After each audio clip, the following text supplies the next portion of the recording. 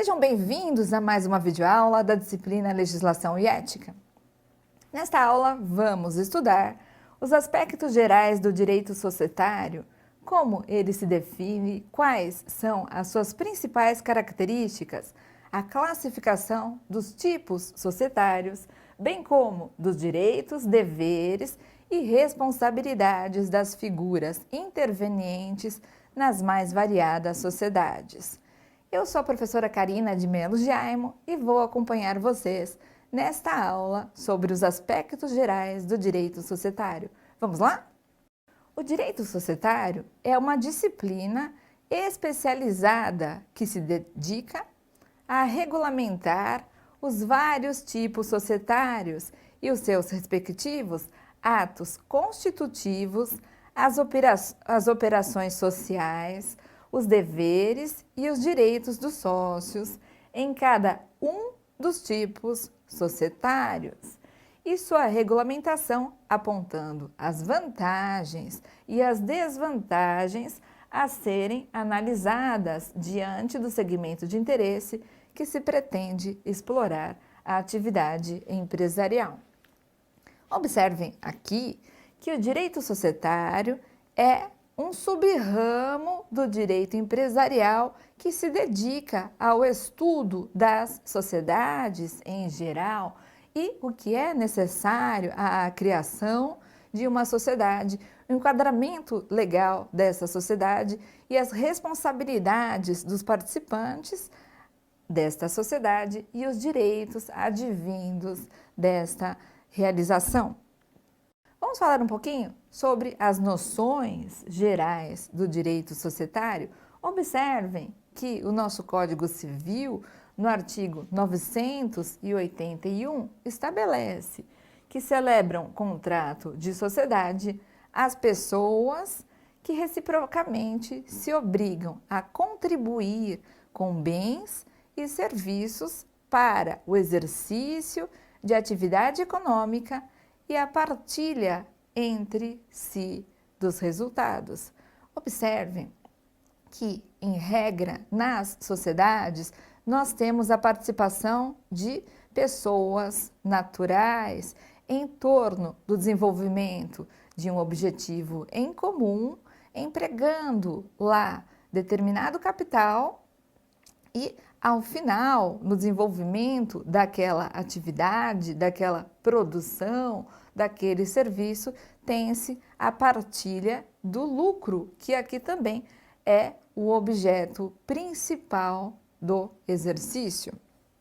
Destacamos do nosso material 3 princípios do direito societário, os principais. O primeiro princípio é o princípio da função social da empresa. Segundo esse princípio, nós temos que as empresas deverão primar pelo desenvolvimento econômico da sociedade. Elas irão gerar, de um lado, riquezas e, de outro lado, empregos para todos os seres lá no entorno, não é? Além disso, nós temos que as empresas, quando obedecem esse princípio, o princípio da função social da empresa, elas irão necessariamente respeitar todas as normas que determinam o seu exercício, o seu funcionamento e, principalmente, para o seu desenvolvimento, elas irão respeitar o consumidor e o meio ambiente. É a função social da empresa em atenção ao desenvolvimento sustentável do nosso país. Temos ainda o princípio da autonomia da vontade. Como vocês viram, dentro da nossa conceituação do direito societário, nós estamos estudando aqui um direito que é pertencente aos direitos privados e, tal como os demais direitos, nós temos a necessidade de observância da regra principal dos direitos privados, que é o respeito à vontade dos participantes, no caso aqui dos sócios. E por fim, destaquei para vocês o princípio da inerência do risco. Muito interessante esse princípio, porque ele vai tratar da situação de que aos sócios não é dada a oportunidade de se afastar dos prejuízos, de se afastar dos riscos do negócio. Eles assumem aí nesse princípio da inerência dos riscos, o risco como algo que extrapola a sua vontade. Falamos há pouco, não é? Que a vontade dos sócios, empresários, tem que ser respeitada. Mas dentro desse respeito, não é possível estabelecermos aqui um afastamento dos prejuízos, um afastamento dos riscos advindos da sua atividade. Por essa razão, também, nós temos que há a possibilidade do exercício de um poder de direção, um poder de controle por quem assume os riscos naquele exercício de atividade social, societária. Vamos passar agora à análise de algumas características das sociedades empresariais. A primeira característica em destaque é a responsabilidade dos sócios, e nós temos a opção por uma responsabilidade maior ou menor no momento em que os sócios optam por integrarem determinado tipo social. É o enquadramento legal da sociedade que irá definir a gradação de responsabilidade de cada um dos seus participantes. Então, temos aqui a possibilidade de uma variação de responsabilidades a partir do tipo societário. Iremos ver mais à frente alguns tipos e eu vou ilustrar isso daí para vocês. Observem aqui também que nós temos um destaque para o regime de constituição e de dissolução das sociedades. Duas são as possibilidades nesse regime, né? A primeira possibilidade é que se tenha a criação da sociedade por meio de um contrato, cuja regulamentação se dá pelo Código Civil. Na segunda possibilidade, na segunda situação de constituição, de dissolução, nós temos a possibilidade de criação, de dissolução, como o próprio nome já diz, por meio de regras institucionais, estatutárias. Estas não são regulamentadas pela nossa legislação civilista. Temos ainda um destaque para as condições de alienação da participação societária. O que eu quis chamar a atenção de vocês aqui é que essas condições de tornar alheia a participação de sócios, a participação societária, vai definir em cada tipo social se nós estamos diante de uma sociedade que é de pessoas ou se é uma sociedade de capital. Temos aqui também uma classificação dentro do nosso ordenamento jurídico no que diz respeito à nacionalidade das sociedades. Podemos ter sociedades nacionais e também sociedades estrangeiras. E por fim, para encerrarmos tais características, as sociedades não precisam necessariamente ter uma personalidade jurídica, né? Nós temos a possibilidade de sociedades não personificadas. Vamos falar um pouquinho dos tipos de sociedade empresarial?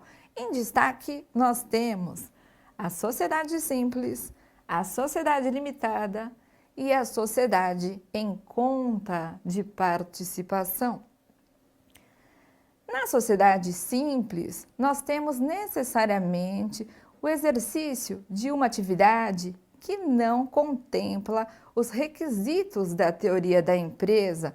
Nós não temos o exercente aí de uma atividade dentro de uma sociedade simples como um empresário, ok? Então, nós temos todo o seu regramento dentro do Código Civil. E eu não vou tratar essa sociedade como uma empresa. Diferentemente desta, quando nós estivermos diante da sociedade limitada, nós estaremos diante de uma situação, de uma opção de enquadramento legal em que os sócios optaram pelo exercício de uma atividade organizada que vai de encontro ao que nós estudamos no capítulo do direito empresarial, da teoria da empresa.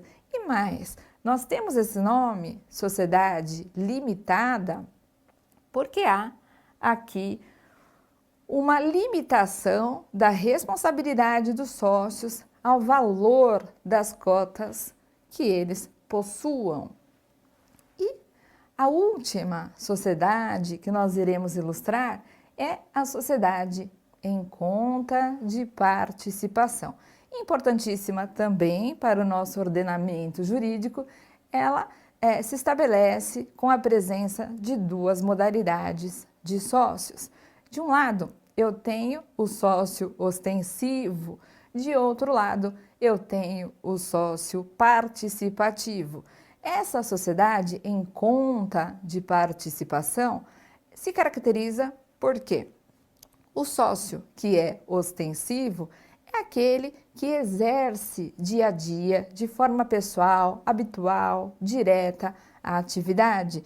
E mais, ele vai ter todas as responsabilidades perante terceiros e sociais com o desenvolvimento daquela atividade. Então, ele responde ao fisco, ele responde a terceiros, ele vai ter todas as responsabilidades em seu nome. Diferentemente desse sócio que nós acabamos de falar, que é o sócio ostensivo, temos a figura do sócio participativo, que é aquele que traz um aporte, pode ser um aporte econômico, pode ser um aporte material, ok? Ele apresenta um aporte e se livra das responsabilidades e ele não pode, nem se quisesse, exercer a atividade diretamente, porque ele é o sócio participante, participativo, não é? Então, tem-se essa limitação para esse sócio, mas ambos percebem os lucros. Há, ao final, uma divisão dos lucros entre os sócios. Trouxemos a Lei 8.934, de 94, para destacar que é obrigação da sociedade empresária o registro no órgão próprio. Temos também o Código Civil estabelecendo as obrigações gerais de que o empresário, sócio, tem que realizar todos os balanços, toda a escrituração e registros nos livros obrigatórios e deve lançar de uma forma clara, de uma forma precisa, indubitável, toda e qualquer operação, ou seja, em outras palavras, o Código Civil vem estabelecer ao sócio, às empresas, às sociedades empresárias, o dever de documentar o passo a passo da realização da sua atividade. Observem aqui os livros contábeis mercantis, que são obrigatórios: diário ou balancetes diários e balanços, registro de duplicatas, se houver vendas com prazo superior a 30 dias, registro de compras e o registro de inventário. Veja comigo agora um vídeo do Superior Tribunal de Justiça, em que nós temos uma empresa que pratica concorrência desleal contra a própria sociedade. Vamos lá? O Superior Tribunal de Justiça manteve a exclusão do sócio majoritário de uma empresa que praticou concorrência desleal contra a própria sociedade. Na ação, os autores alegaram que o sócio majoritário também era administrador de outra empresa no ramo imobiliário, o que caracterizaria concorrência desleal contra o grupo empresário. O Tribunal de Justiça de Minas Gerais aceitou o pedido dos sócios minoritários e determinou a exclusão do cotista da sociedade. O sócio majoritário recorreu ao STJ, alegando que a Justiça deveria levar em conta o artigo 1085 do Código Civil, que exige a iniciativa dos sócios detentores do capital social. O relator do recurso, ministro Vilas Boas Cueva, destacou, com base na legislação e na doutrina, que há a possibilidade dos sócios minoritários também tomarem a iniciativa de exclusão do sócio majoritário que pratique falta grave no cumprimento das obrigações, desde que devidamente comprovada a falha do cotista. Nesses casos, a exclusão só pode ser realizada pela via judicial. Chegamos ao final de mais uma videoaula sobre os aspectos gerais do direito societário. Não deixe de acessar o nosso Saiba Mais na plataforma. Muito obrigada, até a próxima. Tchau, tchau.